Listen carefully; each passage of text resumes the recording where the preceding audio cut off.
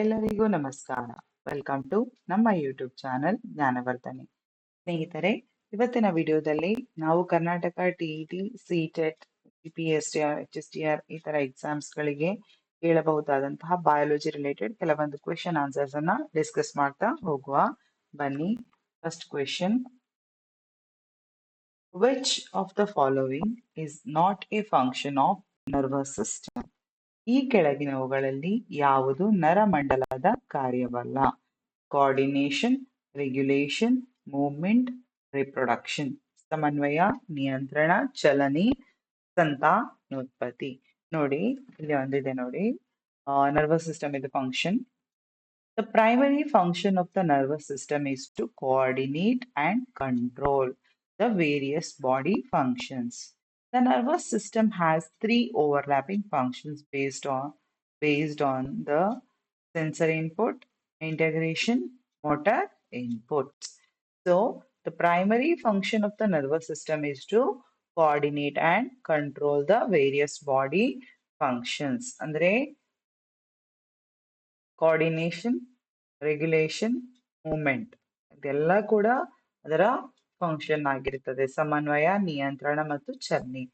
ಆದರೆ reproduction is not a function of nervous system. ನರಮಂಡಲದ ಕಾರ್ಯ ಸಂತಾನೋತ್ಪತ್ತಿ ಅಲ್ಲ. ಹಾಗಾಗಿ which is not a function ಅಂತ ಕೇಳಿರುವುದರಿಂದ ಆಪ್ಷನ್ ಡಿ ಕರೆಕ್ಟ್ ಆಗಿದೆ. Next question: The sensory organ responsible for taste are located in. ರುಚಿಗೆ ಕಾರಣವಾದ ಸಂವೇದನಾ ಅಂಗಗಳು ಇಲ್ಲಿ ನೆಲೆಗೊಂಡಿದೆ. ತುಂಬಾ ಸಿಂಪಲ್ ಕ್ವೆಶನ್ ನೋಡಿ. Nose, tongue, skin, eyes. ಮೂಗು, ನಾಲಿಗೆ, ಚರ್ಮ, ಕಣ್ಣುಗಳು. ಸೊ ನಮಗೆ ಗೊತ್ತಿದೆ ಸೆನ್ಸರಿ ಆರ್ಗನ್ ಫಾರ್ ಟೇಸ್ಟ್ ಅಂತ ಹೇಳಿದ್ರೆ obviously it is tongue. Option B correct ಆಗಿದೆ. ಆದ್ರೆ ಅಲ್ಲಿ ನೋಡಿ, ಸೊ ಬಿಟ್ಟರ್ ಯಾವ ಪೋರ್ಷನ್ ನಲ್ಲಿ ಗೊತ್ತಾಗ್ತದೆ. ನೆಕ್ಸ್ಟ್ ಸಾರ್, ಹುಳಿ ಅಂಶ ಯಾವುದು, ಸಾಲ್ಟ್ ಮತ್ತೆ ಸ್ವೀಟ್ ಎಲ್ಲ ಯಾವ ಕಡೆ ಗೊತ್ತಾಗ್ತದೆ ಅಂತ ಇಲ್ಲಿ ಸೆಪರೇಟ್ ಆಗಿ ಇದೆ. ನಿಮ್ಮ ರೆಫರೆನ್ಸ್ಗೆ ನೋಡಿಕೊಳ್ಳಿ. ನೆಕ್ಸ್ಟ್ ಕ್ವೆಶನ್ ನೋಡುವ. The smallest unit of the nervous system is. So the smallest unit of the nervous system, ನರಮಂಡಲದ ಚಿಕ್ಕ ಘಟಕ. Nerve, neuron, synapse, axon. Synapse, axon. ನರ, ನರಕೋಶ, ಸಿನಾಪ್ಸ್, ಆಕ್ಸಾನ್. ಯಾವುದು? So the smallest unit is neuron. Neuron ಆಯ್ತಾ.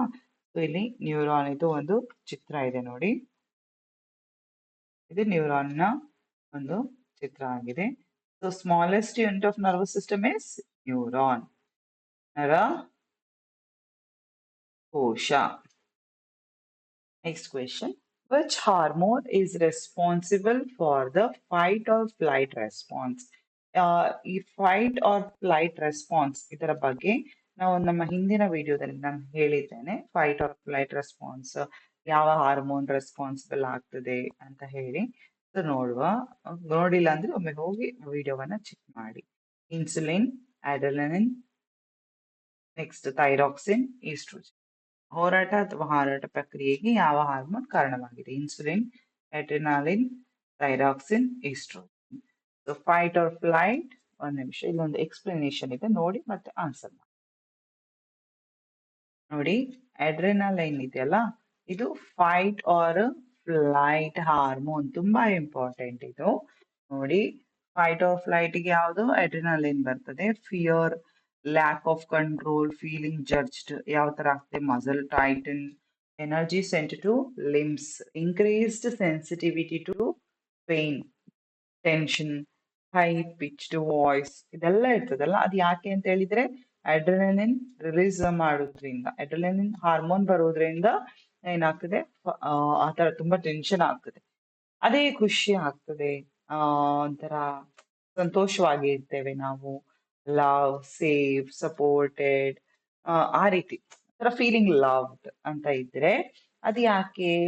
ಅದು oxytocin, ಎಂಡ್ರೋಫಿನ್ಸ್, oxytocin hormones ಇದೆಯಲ್ಲ, ಇದು ರೆಸ್ಪಾನ್ಸಿಬಲ್ ಆಗಿದೆ. ಸೊ ಟೆನ್ಷನ್ ಆಗ್ಲಿಕ್ಕೆ ಅಡ್ರಿನಲಿನ್, ಮತ್ತೆ ಖುಷಿ ಆಗಿರ್ಲಿಕ್ಕೆ ಆಕ್ಸಿಟೋಸಿನ್.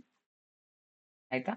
ಮಸಲ್ ರಿಲ್ಯಾಕ್ಸ್, ಆಮೇಲೆ decrease sensitivity to awareness of pain, relaxation, ಆಮೇಲೆ ರಿಥಮ್, ಆಮೇಲೆ ಲೋ ಹಸ್ಕಿ ವಾಯ್ಸ್, ಒಟ್ನಲ್ಲಿ ಲವ್ ಹಾರ್ಮೋನ್ ಅಂತ ಹೇಳ್ಬೋದು. Collect and protect, fight or flight adrenaline.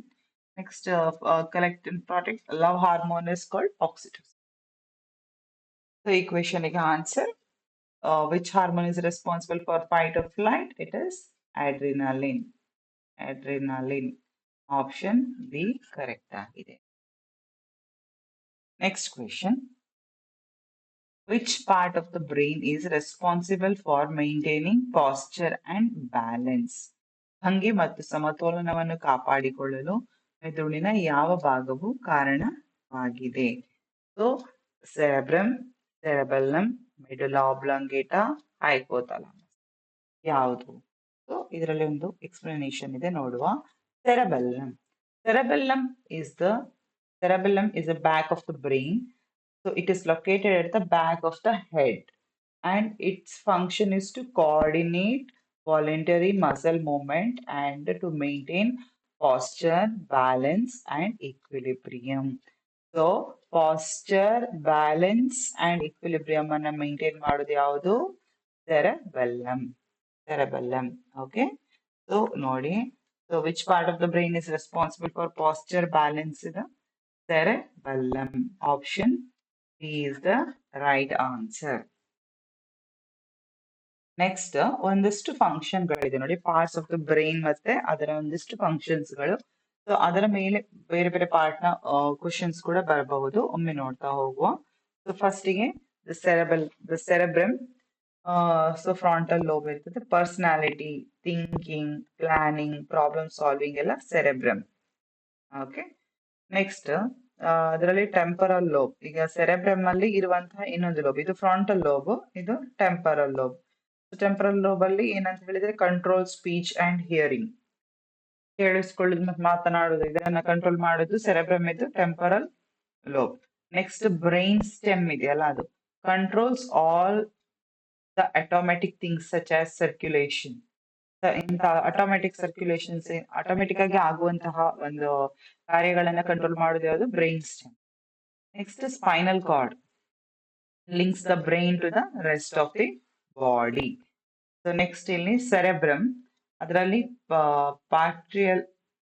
ಪ್ಯಾರಿಟಲ್ lobe. Okay, ಇನ್ನೊಂದು ಕಡೆ ಇದು ಫಸ್ಟಿಗೆ ಫ್ರಾಂಟಲ್ ಲೋಬ್, ಟೆಂಪರಲ್ ಲೋಬ್, ಮತ್ತೊಂದು ಪ್ಯಾರಿಟಲ್ ಲೋಬ್.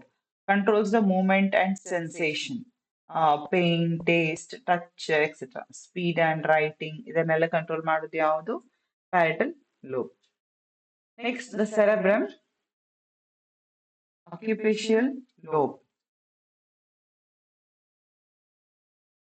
ಇದರಲ್ಲಿ ಈಗ ಫಸ್ಟಿಗೆ ಸೆರೆಬ್ರಮ್ ಇತ್ತು, ಫ್ರಾಂಟಲ್ ಲೋಬ್, ಅದರಲ್ಲಿ personality, thinking, planning, problem solving ಇರ್ತದೆ.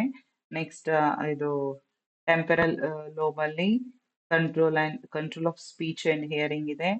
ನೆಕ್ಸ್ಟ್ ಪ್ಯಾರೈಟಲ್ ಲೋಬ್ ಅಲ್ಲಿ ಕಂಟ್ರೋಲ್ಸ್ ಮೂವ್ಮೆಂಟ್ ಮತ್ತೆ ಸೆನ್ಸೇಷನ್ ಇದೆ. ಸೆರೆಬ್ರಮ್ ಅದರಲ್ಲಿ ಆಕ್ಸಿಪಿಟಲ್ ಲೋಬ್ ಅಲ್ಲಿ control of memory, site and smell. Okay. Next the cerebellum. Cerebellum ಇದೆಯಲ್ಲ, ಈ cerebellum that controls the movement and balance of muscles. Okay. Spinal cord links the brain to the rest of the body. Next question. Reflex actions are controlled by. ಪ್ರತಿಫಲಿತ ಕ್ರಿಯೆಗಳನ್ನ ನಿಯಂತ್ರಿಸಲಾಗುತ್ತಿದೆ. So that reflex actions are controlled by medulla oblongata. Medulla oblongata. Next, medulla oblongata is the lowest part of the brain, lowest portion of a brain stem. Regulates the function of automatic nervous system like respiration, heartbeat, and vasodilation. It is also involved in the reflex like vomiting, coughing, sneezing, swallowing. ಇತರ ಅದನ್ನೆಲ್ಲ ಮಾಡಲಿಕ್ಕೆ use ಆಗ್ತದೆ medulla oblongata. Next, the chemical messengers released by the endocrine glands are called. Endocrine gland ಇಂದ release ಆಗುವಂತ chemicals ಯಾವುದು? Enzymes, hormones, neurotransmitters, adrenaline. So ಇದಕ್ಕೆ ಸರಿಯಾದಂತ ಉತ್ತರ hormones. Hormones are the chemicals which is released by the endocrine glands. Next, which gland is known as the master gland? So master gland ಯಾವುದು? thyroid, adrenal, pituitary, pancreas. thyroid ಮೂತ್ರಜನಕಾಂಗ, pituitary ಮೆದುಳಿನ ಗ್ರಂಥಿ. So pituitary gland is known as the master gland. So option C is the right answer. ನೋಡಿ ಇಲ್ಲಿ pituitary gland, it is the main endocrine gland and it is a small structure in the head. It is also called as master gland because it produces hormone that controls other glands and many body functions including growth. The pituitary consists of anterior and posterior pituitaries. Next question. Which of the following is not a part of peripheral nervous system? ಕೆಳಗಿನವುಗಳಲ್ಲಿ ಯಾವುದು ಬಾಹ್ಯ ನರಮಂಡಲದ ಭಾಗವಾಗಿಲ್ಲ, which is not a part ಅಂತ ಕೇಳಿದ್ದಾರೆ. So brain, spinal cord, cranial nerves, spinal nerves. ಸರಿಯಾದ option brain. Next question. Which hormone is responsible for controlling blood sugar levels? So insulin, options insulin, glucagon, adrenaline, melatonin. Okay. So ಇದರಲ್ಲಿ ಸಕ್ಕರೆ ಮಟ್ಟವನ್ನು ನಿಯಂತ್ರಿಸುವುದು ಅಂತ ಕೇಳಿರೋದ್ರಿಂದ option A is the right answer, insulin. Next question. Which part of the brain controls involuntary actions like heartbeat and breathing? So heartbeat ಮತ್ತೆ breathing ಎಲ್ಲ involuntary functions. So ಅದನ್ನೆಲ್ಲ control ಮಾಡೋದು ಯಾವುದು? cerebrum, cerebellum, medulla oblongata, hypothalamus. ಸರಿಯಾದ ಉತ್ತರ medulla oblongata. Next, which of the following is the function of auxins in plants? Auxin ಅಂದ್ರೆ it is a plant hormone. So the functions ಯಾವುದು? Promoting cell division, inhibiting the growth of lateral buds, inducing democracy, next inhibiting root growth. So ಇಲ್ಲಿ ಕೆಲವೊಂದು functions ಇದೆ ನೋಡಿ. Auxins ಇದು ಒಂದು root formation, cell elongation, development, next apical dominance, phototropism, senescence regulation, fruit development.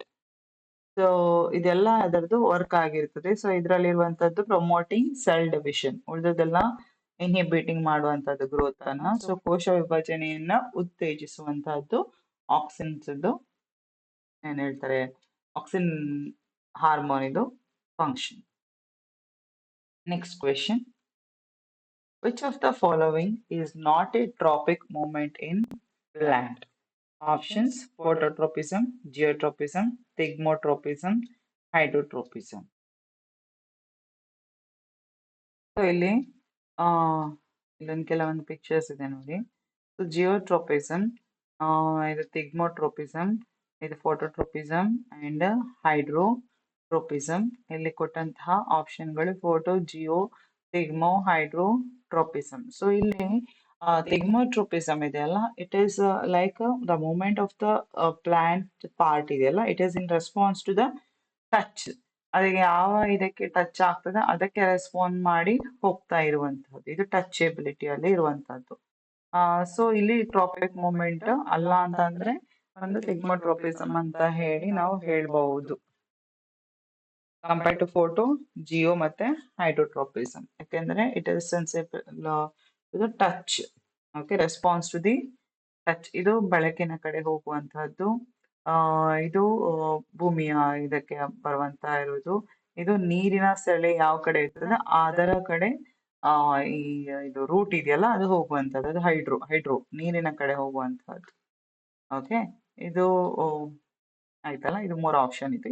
ಇದು ಅಂದ್ರೆ ಅಲ್ಲಿ ಯಾವ ಕಡೆ ಟಚ್ ಇದೆ ಇರ್ತದೆ, ಸೊ ಅದನ್ನ ಅನುಸರಿಸಿಕೊಂಡು ಆ ಬಳ್ಳಿ ಅಲ್ಲಿ ಹಬ್ಬುವಂತದ್ದು. ಆಯ್ತಾ? ಸೊ ನೆಕ್ಸ್ಟ್ ಇದರಲ್ಲಿ next question. The photoreceptor cells responsible for vision in humans are called. ಮಾನವರಲ್ಲಿ ದೃಷ್ಟಿಗೆ ಕಾರಣವಾದ ದ್ಯುತಿಗ್ರಾಹಕ ಕೋಶಗಳನ್ನು ಕರೆಯಲಾಗುತ್ತದೆ. ಏನು? Rods and cones, cornea and lens, retina and iris, pupil and sclera. ಸರಿಯಾದಂತ ಆಪ್ಷನ್ rods and cones. Option A correct ಆಗಿದೆ. Next question. Which of the following is not a function of endocrine system? Regulating metabolism, maintenance of water balance, coordination of body activity, transmission of nerve impulses.